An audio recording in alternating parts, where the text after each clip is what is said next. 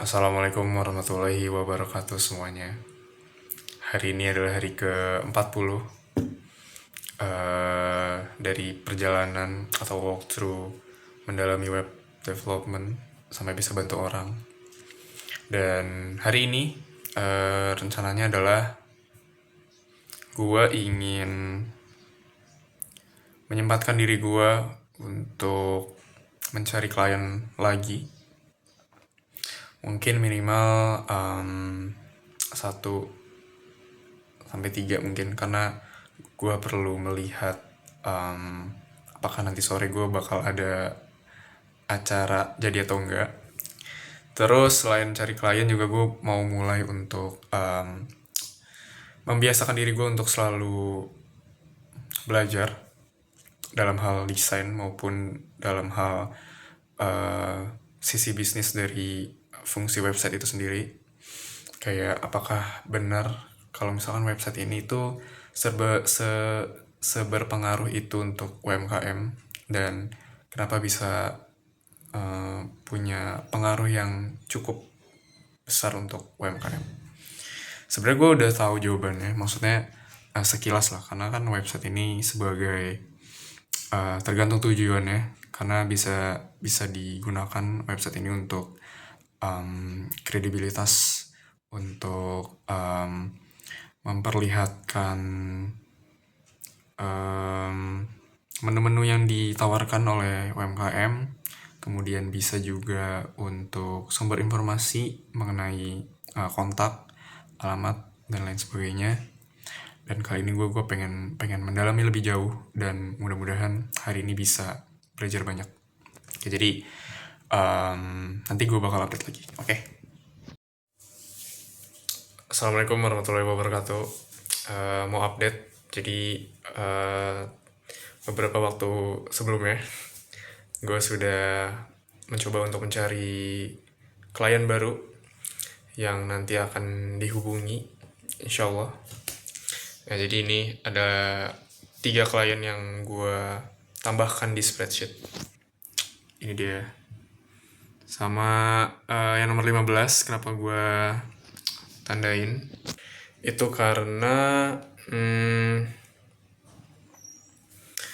gue berencana untuk buatin website untuk mereka, karena gue juga sering kesana juga, sering ke tempatnya untuk beli nasi padang, dan sekalian juga untuk improve kemampuan gue dalam membuat website sampai bisa benar-benar untuk membantu bisnis mereka berkembang gitu.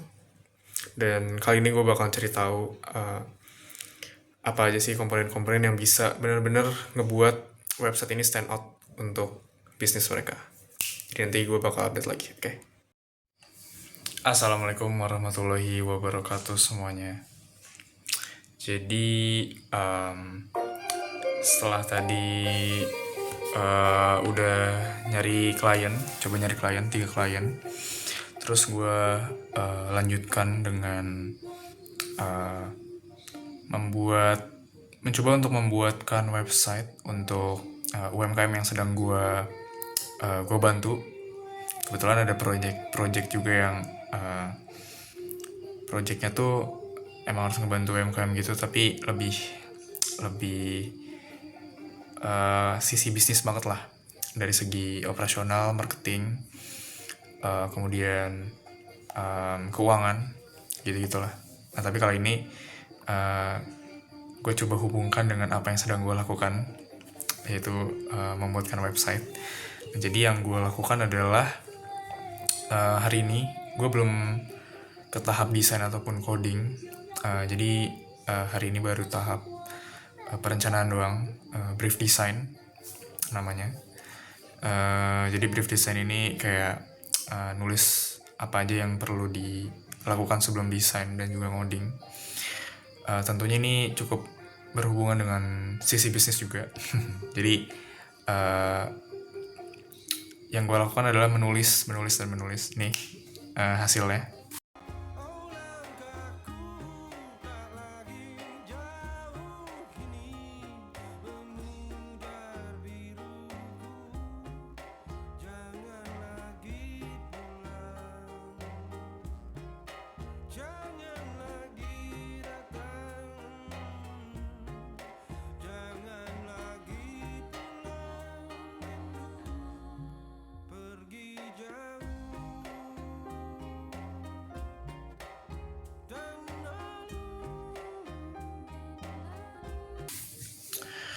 Dari hasil itu kelihatan kalau misalkan gue coba menuliskan ada beberapa komponen, 5 komponen, yaitu tujuan dibuat website untuk mereka, kemudian alasan mereka butuh website itu apa, terus unique selling point mereka apa, target audiensnya siapa, dan setelah informasi-informasi tersebut terpenuhi, baru apa aja isi konten yang akan ada di websitenya nanti.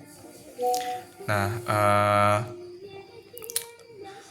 singkat cerita itu semua sudah gue tulis seperti yang kalian sudah lihat juga tadi di docs, sudah gue tulis juga.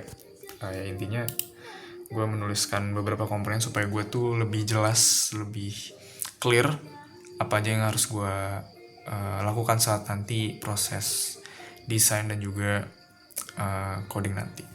Kayak gitu kira-kira. Ya intinya tujuannya dengan adanya website ini gue ingin menampilkan USP mereka gitu. Dari sisi resep yang mereka gunakan itu ternyata beda dari kompetitor lainnya.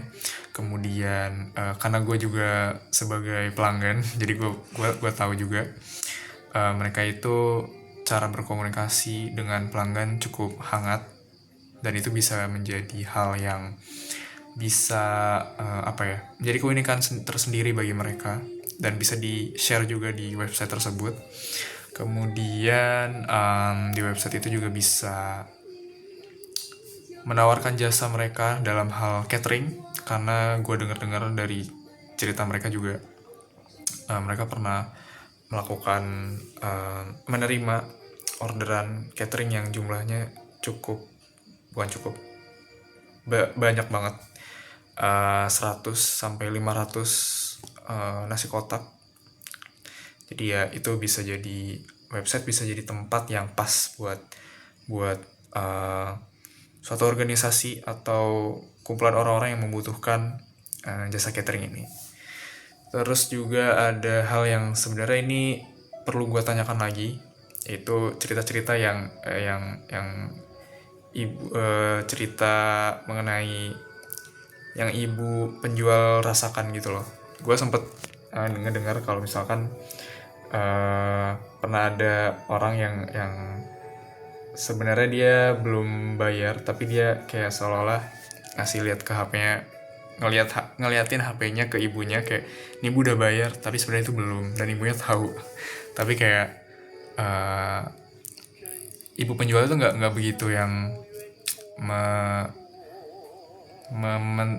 memikirkan banget lah, jadi kayak dilepas aja gitu. Nah itu menurut gue jadi suatu hal yang unik, cerita yang bisa di share lah kayak gitu.